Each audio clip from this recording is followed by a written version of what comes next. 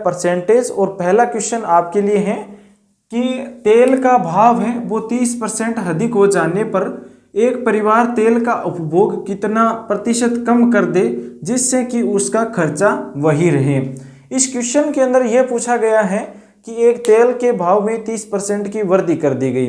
अब एक परिवार अपने घर के अंदर जो तेल का उपभोग करता है उसके अंदर कितनी प्रतिशत कमी करें ताकि जो बढ़ी हुई राशि है उसका कोई उसके ऊपर है वो प्रभाव न पड़े।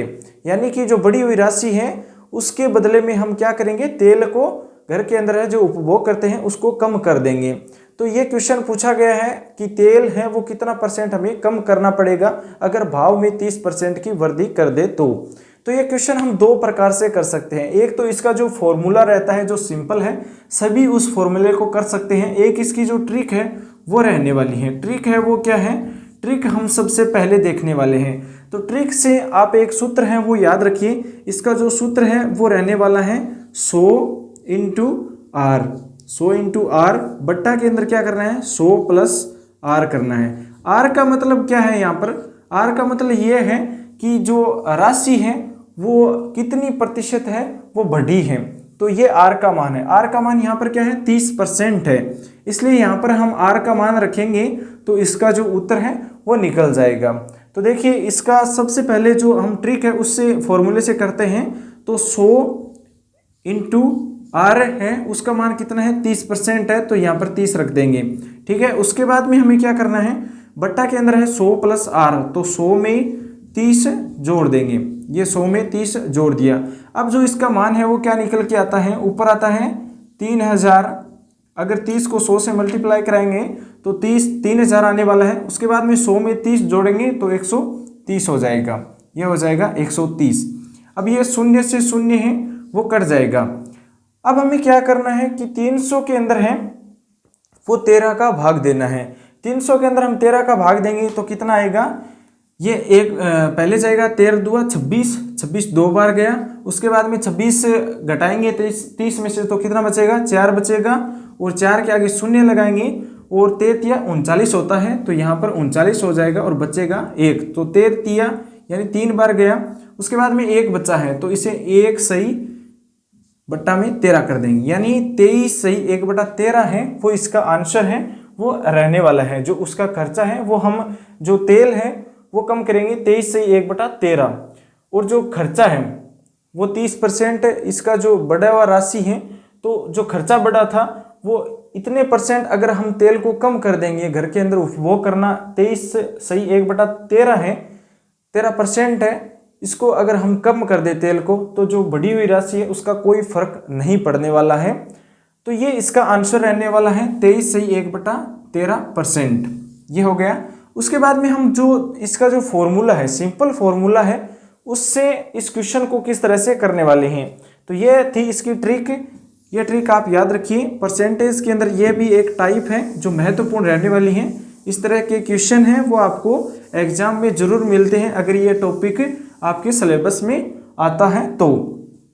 अब हम देखते हैं इसका जो फॉर्मूला है वो क्या रहने वाला है।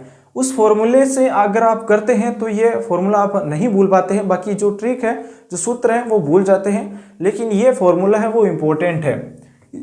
इसके अंदर क्या होता है, थोड़ा सा टाइम अधिक लगता है, बाकी ये क्वेश्चन हो जाता है। अब हमें क्या करना है कि तेल का जो भाव है वो 30% अधिक हो गया है। अब हमें यहाँ पर मानना जो पहले तेल था वो 100 रुपये में, यानी कि 100 रुपये में है, 100 रुपये के अंदर 1 किलो तेल मिलता था। 1 केजी है तो 1 केजी को हम ग्राम में लिख लेंगे तो 1000 ग्राम हो जाएगा। 1000 ग्राम तेल है वो पहले हमें मिलता था। लेकिन अब क्या हुआ कि 30% की वृद्धि हो गई, यानी 100 की जगह अब क्या हो गया 30% वृद्धि करेंगे। 100 में तो 130 आएगा। अब 130 रुपये में वही तेल मिलता है, यानी 130 रुपये में 1000 ग्राम तेल मिलता है। ठीक है, ये जो बढ़ी हुई राशि है इसमें जो हमें तेल मिलता है वो इसमें से घटा देंगे, जो हमारा आंसर है वो निकल करके आ जाएगा। अब हमें क्या करना है कि 1 रुपये में कितना तेल मिलता है। तो यहाँ पर 1 रुपये में 10 ग्राम मिलता था, यहाँ पर 1 रुपये में कितना मिलने वाला है। देखिए 1 रुपये के अंदर कितना तेल मिलेगा, 1000 बट्टा में हो जाएगा 130। ये शून्य से शून्य गया। अब क्या आया, 100 में हमें 13 का भाग नहीं देना है, ये यहाँ पर इसी तरह से लिख देना है 100 बट्टा 13। अब हमें क्या करना है, 1 रुपये में इतना तेल मिलता है, लेकिन जो बढ़ी हुई राशि है वो कितनी है, 30 रुपये है, 30 रुपये अधिक है। अगर जो 30 रुपये अधिक हुए हैं, इससे जो तेल मिलता है हमें, वो अगर हम तेल में से घटा दें तो हमारा परसेंटेज है वो निकल करके आ जाएगा। 1 रुपये में मिलता है 100 बट्टा 13 तेल है वो मिलता है 1 रुपये में। अब हमें 30 रुपये में निकालना है, तो 100 बट्टा 13 है, इसको 30 से मल्टीप्लाई करा देंगे, ठीक है, गुणा करा देंगे। गुणा कराने के बाद में क्या आएगा, यहाँ पर आएगा 3000 बट्टा 13 आ जाएगा। अब 3000 में 13 का भाग देंगे तो कितना आएगा, 13 दूआ 26 और 26 4 बच गए, 40 शून्य लगाएंगे तो 40 हो जाएगा। 40 में 13 का भाग देंगे तो 13 तिया 39। उसके बाद में 40 में से 39 घटाएंगे 1, तो 1 बट्टा 13 हो जाएगा।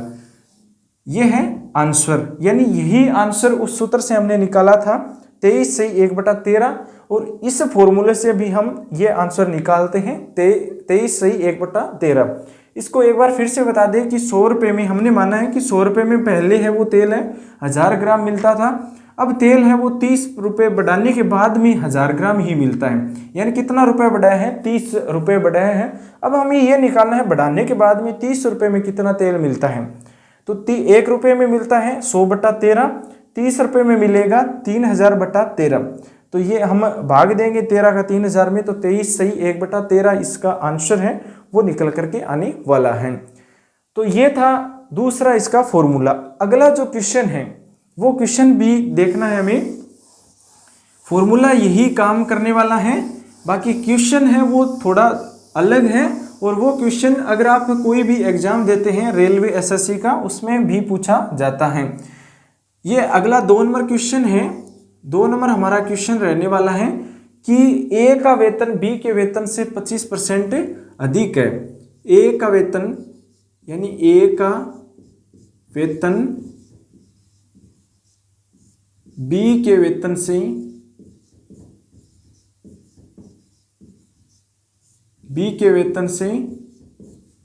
25% अधिक है।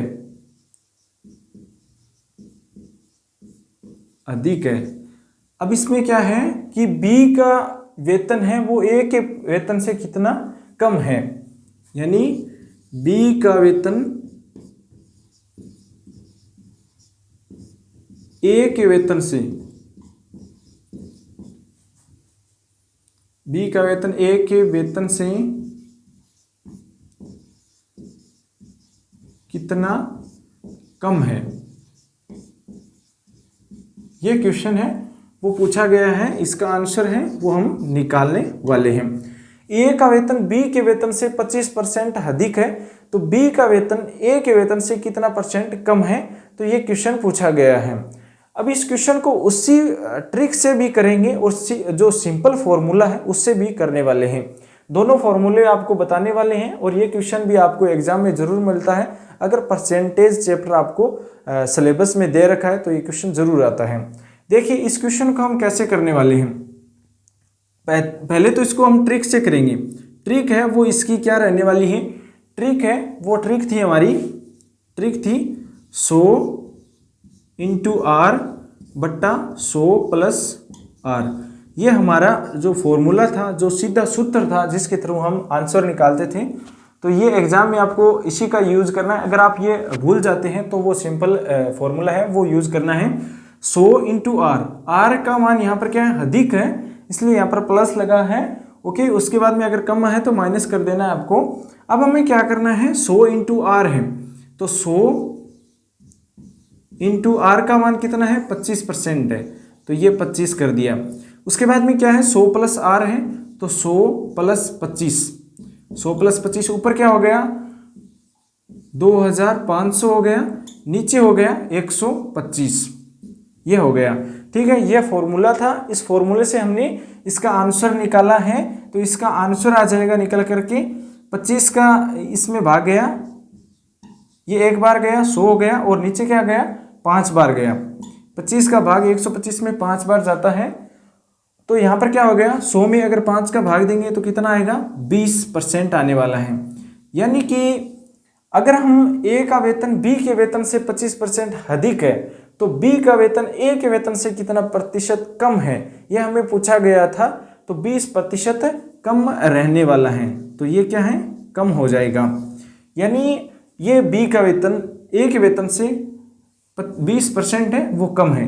अब ये तो फॉर्मूला था, जो इसका ट्रिक था, जो सूत्र था वो हमने यूज कर लिया। अब सिंपल फॉर्मूला क्या रहने वाला है, सिंपल फॉर्मूला वही है, हमें मानना है सबसे पहले, माना बी का वेतन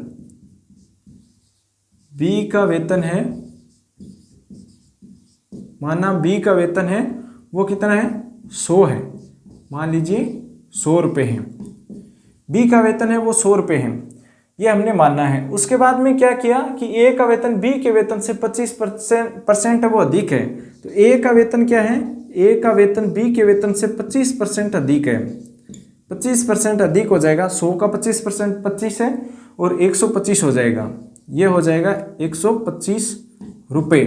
ये 125 रुपये हो गए ए का वेतन, बी का वेतन 100 रुपये हमने माना है, ए का वेतन 125 रुपये होने वाला है। अब इसने पूछा है कि बी का वेतन ए के वेतन से कितना कम है, बी का वेतन ए के वेतन से कितना परसेंट है वो कम रहने वाला है। यहाँ पर परसेंट है तो कितना परसेंट है वो कम रहने वाला है।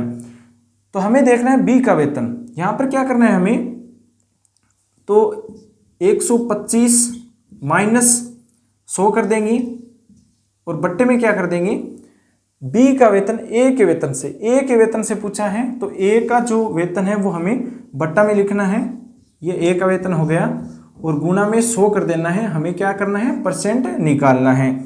ऊपर क्या बच गया, 125 में से 100 घटाएंगे तो 25 बचने वाला है, 25 बच गया, और नीचे क्या आ गया 125 इंटू 100, 25 का 125 में 5 बार भाग गया और 5 का 100 में 4 जो 20 बार है वो जाने वाला है, 20 पंजा 100 होता है, तो ये 20 आ गया, ये 20% है, ये इसका आंसर है 20%।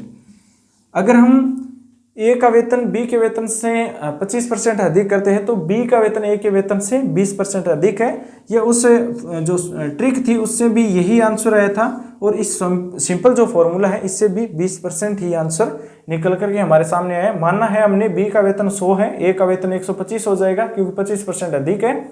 अब हमें क्या करना है, 25% अधिक है, इसका जो 25 है वो अधिक है, यह हमें ऊपर रख देना है, और ए के वेतन का निकालना है हमें कितना कम है, तो ए का जो वेतन है टोटल वो हमें बट्टा में नीचे लिखना है और इंटू में 100 करना है।